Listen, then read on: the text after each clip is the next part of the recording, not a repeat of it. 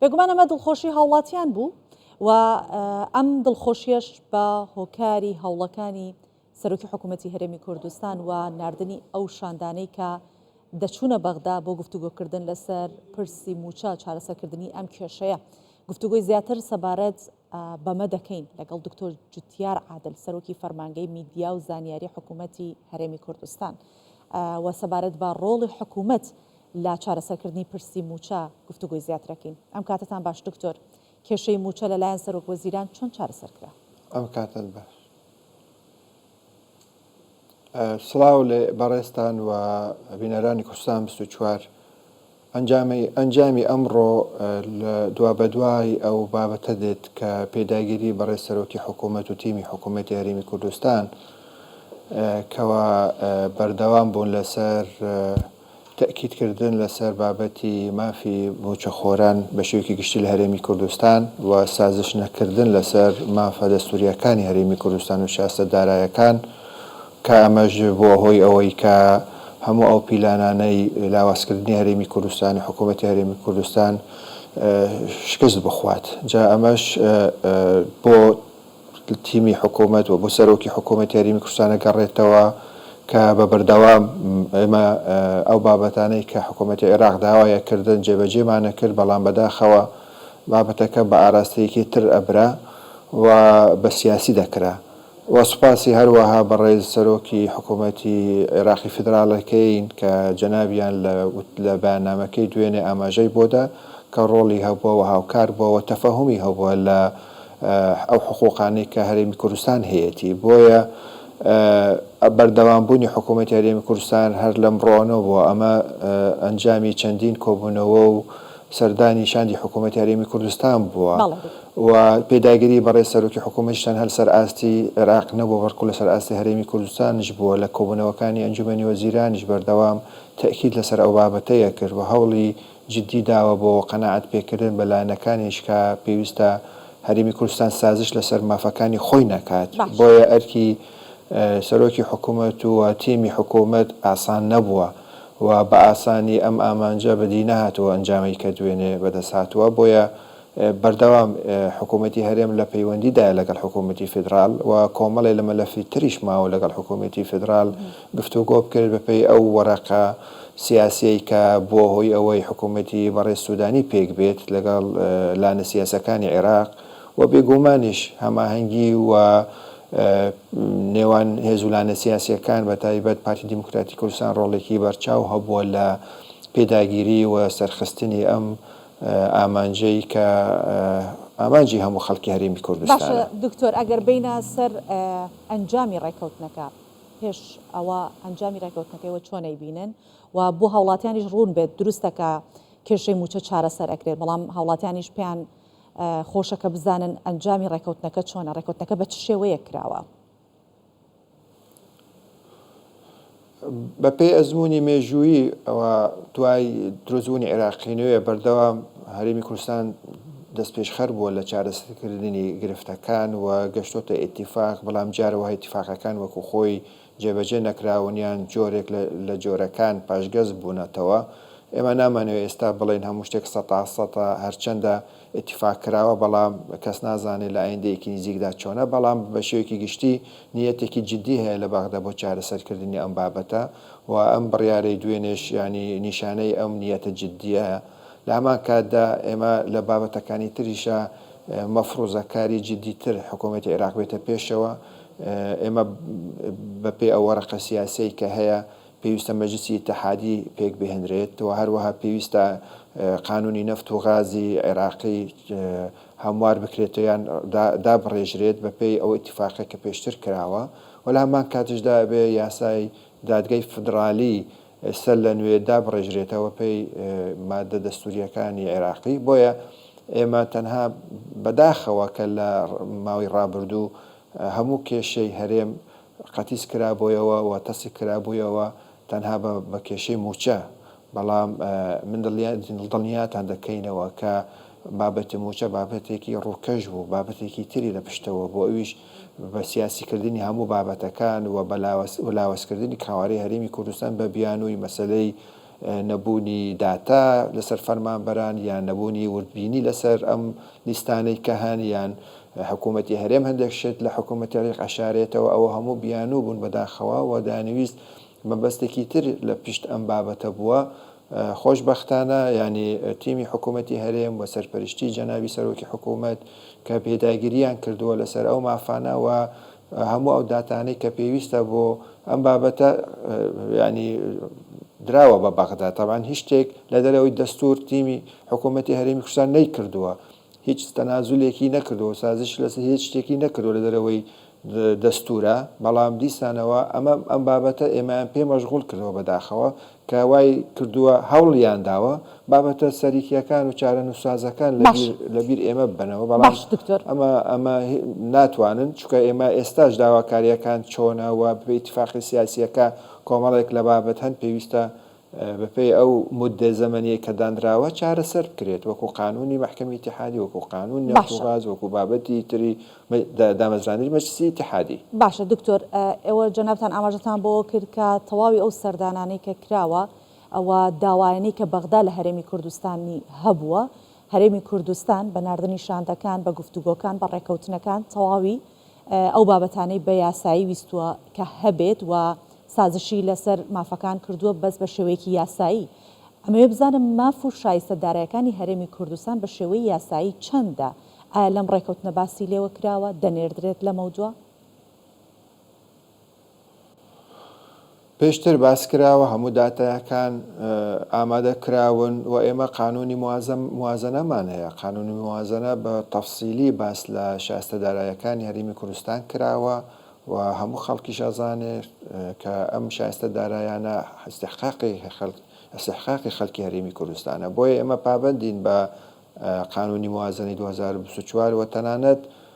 پێشتریش اتفاق کراوە کە هەندێک بڕگە لەو یاسایە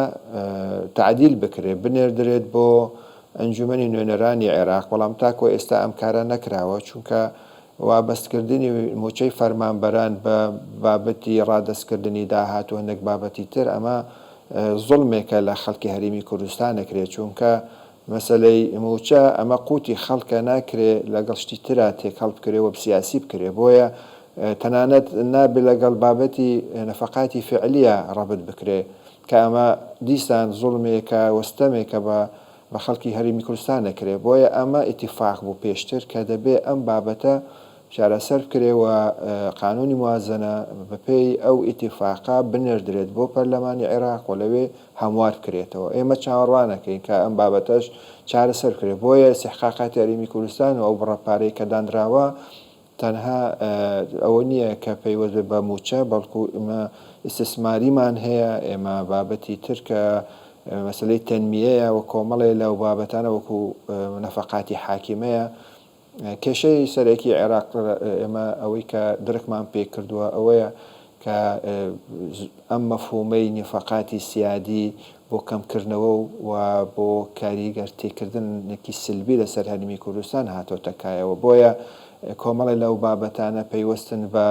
هەندێک قوانینی کە لە سەردەمی سیستەمێکی سنترالیزمی مرکزیە ئەم قانونانە تەشریع کراون ئەبێ ئەوانە هەموو بگونجێندرێت لەگەڵ سیستەمی تازە کە لە عێراقا پێڕەوەکرێتەوە سیستەمی فدرالیە کە ئێستا نەکراوە ئەم بابەتە. بۆیە کێشەیەکی جگە سیاسی، کێشەیەکی هەیکەلیەتێکی یاساییمان هەیە ڕوبەڕووی دام و دەستگای حکومی عێراق و هەرێمی کوردستان بۆتەوە پێویستە ئەمە چارەسەر بکرێت. باشە دکتۆر، پێتان وایە کە عێراق پابەندە بێت بە بڕیارەکانی خۆی بەپێی ئەو ئەزموونەی کە هەتانە و لە بڕیارەکانی پێشتر شابینیمانە کە عێراق چۆن مامەڵاکە ئەم جارە چی چاڕوانی چی ئەکەن؟ پابەندە بێت عێراق؟ جەنابی سەرۆکی حکوومەت بەردەوام ئامۆژگاری ئێمەی کردەوە کە ڕازگۆ بین لەگەڵ خەڵکە ئێوەی لەسەر حکوومەتی هەرێمە و لەسەر شاندەکەیە جێبەجێ کراوە بە زیادەوە هیچ بیانوویەک نەمان هێشتۆتەوە بۆ حکوومەتی عێراقی و بۆ لانە سیاسیەکان و تەبیعەتی سیاسەتش هەروایە ئەبێ بەردەوام گفتوگۆ و بەردەوامی تەواصل هەبێ و پەیوەندی هەبێ لە نێوان هەردوو تەرەفە بۆ چارەسەرکردنی کێشەکان. ئەوەی لەسەر ئێمەی هەموو جێبەجێ کراوە و بەڵێنش دراوە کە بڕیارەکە وەکو خۆی جێبەجێ بکرێت. ئیتر جەنابی شتەزانی بەپێی ئەزمموی مێژووی لە هەر کاتێکە هەندێک شتی بیانویان دۆزیوەتەوە بۆ ئەم بابەتەیان بۆ هەر ئیتیفاقێک. بۆیە ئێمە وەکو هەک حکوومەتی هەرێمی کوردستان ئەوەی کە ئەرک بوو لەسەر ئێمە جێبەجێ کراوە و ینی نیەتێکی جددیشە بینی لە حکوومەتی عێراقا کە ئەم بابەتە ئیتر نەبێتە کێشەی بەردەوامی نێوان هەردوو لا یان ببێتە ینی تایتڵی سەرەکی کەناڵەکان و تەلەڤزیۆنەکان ئێمە دەوارین ئەم بابەتە کۆتایی بێت. باش کاتە لە ڕووی دەستوری و بابزانین لەمە دوای هیچ مەترسێکی دەستوری لەسەر قوارەی هەرێمی کوردستان هەیە چکە بۆ خۆتان ئاماژەتان پێدا لە ژێر با بڵێن ئەوەی کە بە ناوی موچەوە ئەمان هەوڵی ئەویانەدا لە بەغدا لە با بڵێن عراق هەوڵی ئەوەیدا کە قواری هەرێمی کوردستان بچوو بکاتەوە لێرەوە کێشەی موچە چارەسەر کرا ئیتر مەترسی لەسەر قوارەی هەرێمی کوردستان ماوە؟ بێگومان ئەو ئێستا وەکو سیستەمی فەدرالی عێراقی کەم و کورتی هەیە و تەنانەت لە شێوازی مامەڵەکردنی مرکز یان دەوڵەتی فدرالی لەگەڵ لایەنەکانە مەبەستم ئەترافەکان یان پارێزگا و هەرێمەکانە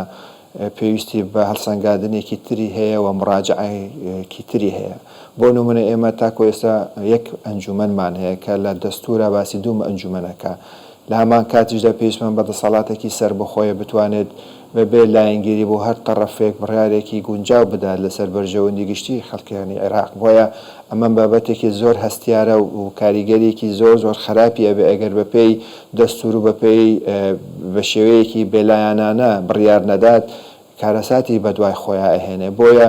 بەڵێ گرفت ماوە بەڵێ هێشتان ئێمە پێویستمان بەوەیە گفتوگۆ دەربارەی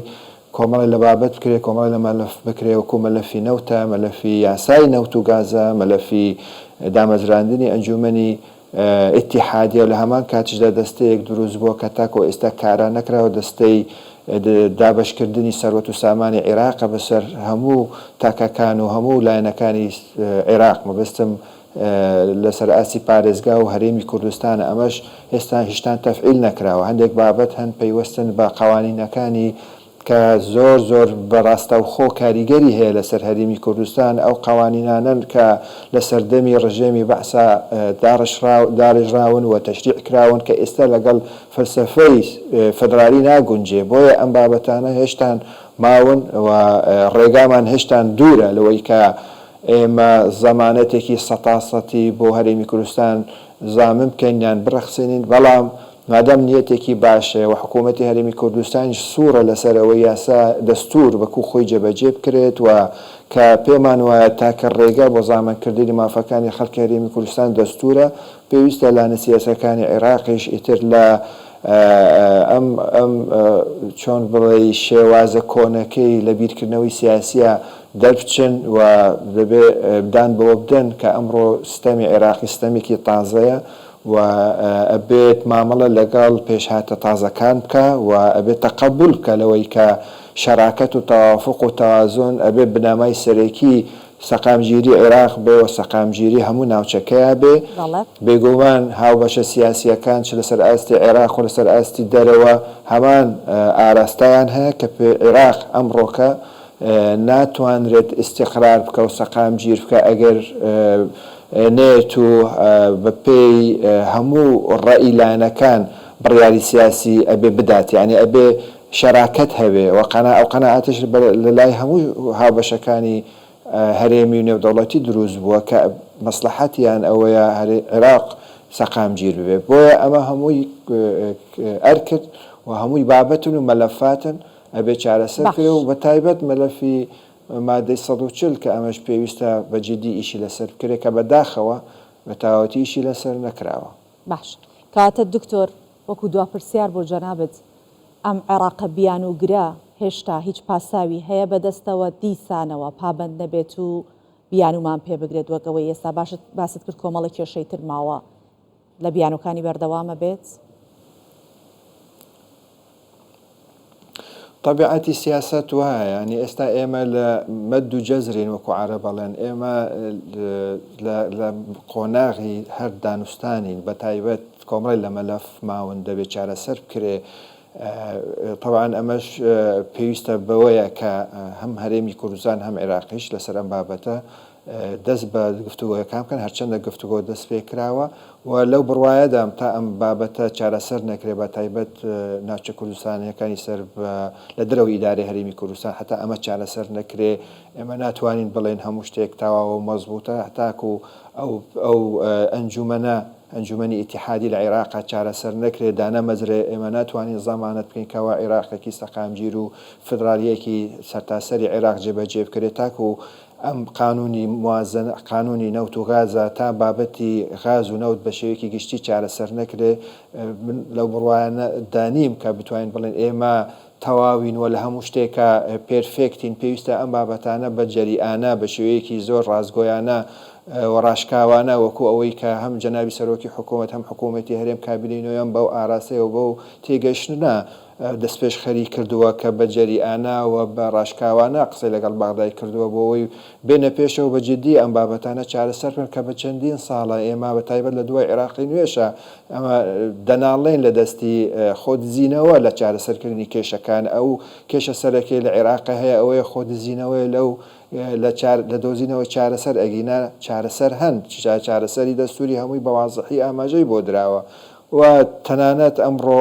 هەوڵێکی جددی نێودەوڵەتی هەیە کەوا پێویستە ئەمڕۆ عێراق چارەسەری کێشەکانی خۆی بکە بەپێی دەستور بۆیە هەرێمی کوردستان ئەوەی کە پێویستە کردوێتی و ئامادەشە لە هەموو کاتێکە دابنیشی و گفتوگۆ بکە لەگەڵ لایەنەکان بۆ چارەسەرکردنی کێشەکان و تاکە ڕێگا بۆ دۆزینەوەی چارەسەر بۆ گرفتەکان و کێشەکان ئێمە دەستورمان هەیە و لە دەستورە هەموو شتێک بە وازحی ئاماژەی بۆ درا بەڵام ئەگەر لایەنە سیاسەکان ئەو نیەتان نەبێ ئیتر چ زەمانەتێکەیە کە پابەندی اتفاقەکانی ڕابردوش بکەن بۆیە ئەبێ بە جددی کار بکەین و ئەبێ ئیش لەسەر بەهێزکردنی سیستەمی فدرالی بکەن لە عێراقە کە ئێمە لەو بڕوایەداین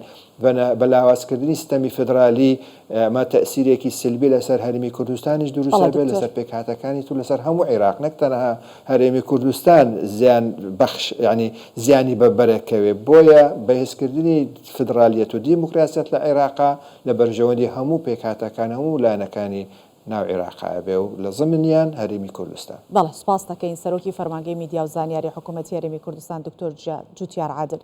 لەگەڵمان بوویت و وەڵامدەری پرسیارەکانمان بوویت.